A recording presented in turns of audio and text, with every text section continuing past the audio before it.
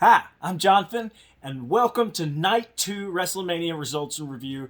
2 days late. I'm really sorry about that. It's been a crazy week. I got my COVID vaccine today, at least the first half of it. So I'm pretty excited about that. I'll get the second half May 4th, and then I'll be all good and stuff. So anyway, let's get underway. Let's take a look at what happened the second night of WrestleMania 37, and let's just go. All right, so the opening match of the night, and these are kind of in a loose order. They might be in exact order, but I don't think they are. I can't really remember for some reason a lot of the stuff in terms of chronology, the way it happened. But the first night of the match was The Fiend versus Randy Orton, and the entrance was cool. It was amazing, and somehow, even though I predicted and would have booked The Fiend winning, Randy Orton won. Damn it, Randy! I'm not happy with that result. I'm not. I'm really frustrated with the way. Well, Bray Wyatt's been treated like crap for years, but The Fiend was such a good gimmick, and it's just been so misused for so long. It's just really frustrating, and I just don't like it. I was very disappointed with that. But up next, we had the Tag Team Championship match, which of course was Baszler and Jax versus the winner of the Tornado Tag Team match from the first night. And that winner was, of course, Natalya and Tamina, who were the baby faces of the night. And I predicted, of course, that originally that Naomi and Lana were going to win. But I would have booked Mandy Rose and Dana Brooke to win. And I would have picked Natalya and Tamina to win this match if, I'd have picked them to win the first match. But actually, I would have still been wrong. Baszler and Jax retained their titles. I'm not really too upset about this because it means they're giving, or at least it feels like they're giving the tag titles a little bit more value by having these champions keep the belts, even if they're keeping it sometimes by nefarious means. It still gives the belts a little bit more a patina of legitimacy because it's not just being passed around like a hot potato. Sami Zayn versus Kevin Owens, fantastic match. It wasn't the best they've ever done, but it was still really, really good. I predicted that Sami Zayn was going to win this match and would have booked Sami Zayn to win. Kevin Owens actually won, and he ended up giving a stunner to Jake Paul. Or was it Logan Paul? No, it was Logan Paul. Sorry, guys. Oh, gosh. Oh, I'm so sorry. Anyway, he got stunned in the ring. Everybody thought it was fun and funny. He sold it really well, so good on you. What way to do that. You're way braver than me. I would never even have stepped into that ring to begin with. But it was a good match. Wasn't the outcome I predicted or would have booked, but it was still really fun. So I didn't hate it. I kind of enjoyed it. Now, Sheamus versus Matt Riddle. I really doubted my prediction on this because I predicted that Riddle would win, but I said I would have booked Sheamus to win. It's like I hedged my bets there, right?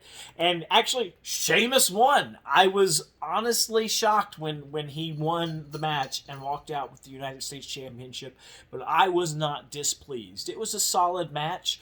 That kind of the theme of the night, it was night 2 wasn't as good as night 1, and I don't know if that's because it was night 1 was the first night we had true live crowd with wrestling in over a year, or if the matches just didn't quite have the quality of the first nights. Every match of the night felt like a paler version of the match that happened the night before. But yeah, Sheamus won this match. It was a great match. Riddle got kind of bloodied up there at the end. Looked like a little bit of a botch with that brogue kick when he was in midair. But Sheamus won. Great match. Up next, the Intercontinental Championship match, which was a Nigerian drum fight, which was basically just a racist way to say a no disqualification kind of hardcore match with drums at ringside. It was weird. I'm really happy. Now, I predicted that Apollo Crews would win this, and I would have booked Big E to win, and Apollo Crews did win. It was. I'm glad he won. I'm glad to see Apollo Crews getting, some time in the spotlight. I am not happy at all with the way they're doing it, though. Him suddenly having an accent, and oh gosh, I'm uncomfortable with the storyline. I'm gonna have to do more research about Apollo himself. I mean, maybe he does have that lineage, and he's been legitimately hiding that. And if that's the case, that's the case. But makes me uncomfortable. But I'm happy to see him as the new Intercontinental Champion, and the guy that came in to help him there at the end of the match. I can't remember his name, but he was on Raw Underground last year, so he's not a complete newcomer, but he was seen rarely enough that he felt fresh. So that'll be interesting. A new faction coming up. It's going to be some kind of Nigerian, it looked kind of militant, so some kind of Nigerian militant faction. I'm really, really, really, really, really not excited about that, because whenever they do nationalistic storylines, they don't tend to handle it very well. I mean, there's a way to tell those stories, but they don't tend to do that. They tend to take the easy and kind of racist way. So I hope they don't do that. Up next, we had the Women's Championship match, the Raw Women's Championship match, which was the champion Asuka against the up-and-comer Rhea Ripley. Not much build for this match, not much building us, to get us excited about the match, but the match was pretty good. It was pretty good. There were a lot of points, though, where they tried to showcase Rhea Ripley's power, and she did, I don't know if she was tired or what, but she didn't quite, or if there was just an awkwardness from the way Asuka was, she wasn't able to really pull off the feats of strength, when you compare them to the previous night and Bianca Belair's performance. She showed incredible amounts of just physical power when she pressed Sasha Banks over her head and walked up those steps. Lord, I was a believer at that point. But Rhea Ripley, for some reason, just didn't seem to have quite as much. I don't know. But it was a fantastic match. It was. I predicted that Rhea Ripley would win, and I would have booked Asuka to win.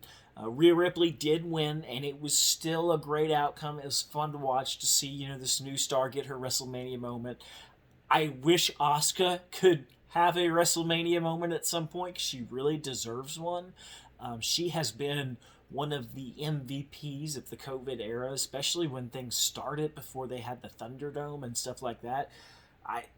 It's a hard time for me to imagine who's was more entertaining in that time. Heck, when Becky Lynch did her pregnancy announcement, Asuka was the best part of that. I mean, besides the news itself, and I really want to see her get that moment of glory in the sun. I don't know that she necessarily wants or needs it, but I just want to see that.